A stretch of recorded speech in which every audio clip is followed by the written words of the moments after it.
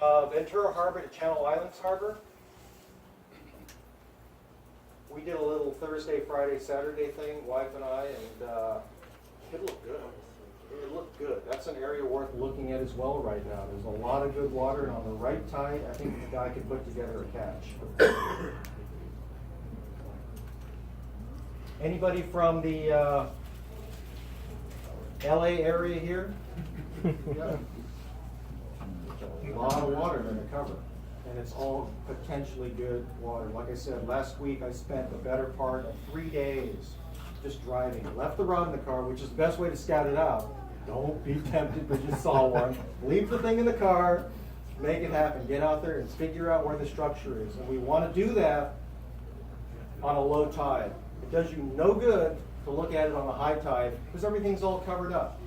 Get out there on a low tide and look around. Bring your binoculars and really study the area that you think you might want to fish. I kind of narrow it down. So Malibu, Will Rogers, all the way down to the Marina Del Rey Channel, historically is all productive water. It's all good water. And on the other side of the channel, all the way down to Rat Beach, right after Torrance, that's all good water as well. Hermosa Beach, Manhattan Beach, it's all got potential. El Porto, Torrance Beach, I've even seen them in King Harbor. So don't discount sandy areas and harbors either. That can work for you as well. Glenn, do they only focus on sandy areas, like not rocky beaches and things like that? That's a great, thank you, Gary, for that question. That's a really good question because the tendency is for folks to avoid rocky areas, but if there's sand between rocky areas, we've seen them there as well. Wherever the food is, that's where they want to be. So if there's mussels there, if they find a bed of sand crabs, and they can smell those sand crabs. I don't know how they do it, but they can smell them 2 to 3 feet down, is what the biologists tell me. They'll be there. They'll be in that area. But the open sandy areas historically are going to be your most productive areas to look at. So now we're coming closer to where my area is. I live in the Huntington Beach area, but Long Beach, Belmont, all the way from the village, all the way down to Seal Beach, Anaheim Bay, the northern edge of the harbor, that is historically all good water. A lot more blind casting goes on there with long leaders and floating lines, but you can sight fish in there. You can definitely sight fish in there, as well as on the inside of the harbor there are Los Alamitos. So don't be afraid to check those areas out as well. But a lot of good productive water.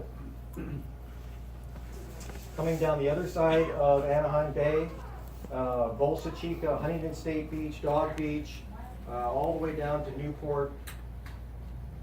It's all good. It's all good. It's all a matter of finding that structure within that span of coastline.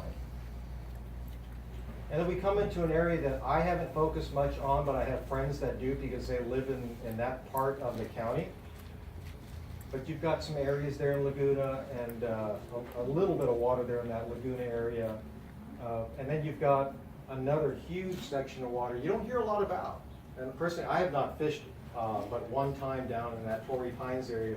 But guys down in that Oceanside, Encinitas, there's a lot of corbina down there as well. So don't be afraid to jump in the car and go check those guys out. And then Imperial Beach. Kind of a little sleeper place, a little hard to get to, a little far.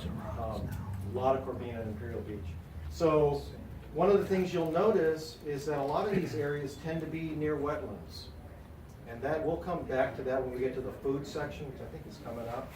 Because I think they spend their winters. I talked to a lot of other guys, and we think they spend their winters when it's cooler in the spring inside these harbors. So they're dialed into ghost shrimp patterns and those things. And when they come out of those harbors, Brian's nodding, out on the sand, now they're in the sand crab mode. So keep that in mind. Sometimes it's good to mix up your flies. Any questions? So you said what area? Near what areas? Wetlands? Yeah, harbors, you got Huntington Harbor, you've got Anaheim Bay, you got Los Alamitos, you've got Marina Del Rey, all those areas there. We think they're in those areas. I mean, we know they're in there because guys catch them. they catch it. They're in Dana Point too, Yeah, right against the rock wall. there you go.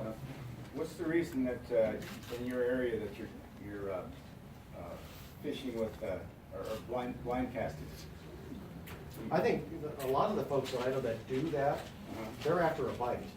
I don't know of many that are specifically saying, I'm after, because you're not seeing them. Right. But you're catching halibut, you're catching bay bass, you're catching corbina, croaker, sharks, rays. I mean, you catch a lot of different, which is cool. I mean, it's fun fishing, you know, it's jackpot fishing. You just don't know what you're gonna get. And it's productive. I'll tell you what, numbers wise, they blow away what any sight fisherman can do, but it's a different game, you know? I'm not saying it's better or worse, it's just Is it different. more difficult to sight fish there though? Is it deeper or? You don't see them. You don't see them as often because of channel edges, it's deeper water. Wade, you've done a little bit of that. How deep would you say the water you're throwing out into? 15 foot, see? So, but they're there. They're there. So, we're moving on to what I think is the most important part of the presentation, and that is structure recognition. This is just a shot from a high vantage point, looking down, and you can see some really cool structure. This is a corbina. If I was a corbina and I knew there were sand crabs there, when that tide fills in, that's where I want to be.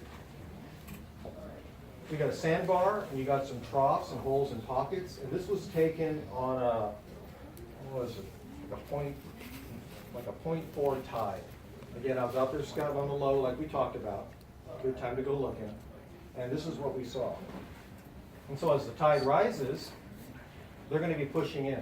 They're going to be pushing in up over that sandbar when it gets to a sufficient depth where they feel safe, and they'll start to feed. So I like to call this reductive structure, and you'll see the difference, but this is where you actually have a cavity, you have a depression, you have something that allows the fish to feel safe, it's of a sufficient depth, and it allows food to gather along a particular edge. So if you fish the Santa Monica area, it tends to be more flat. It tends to be kind of like that.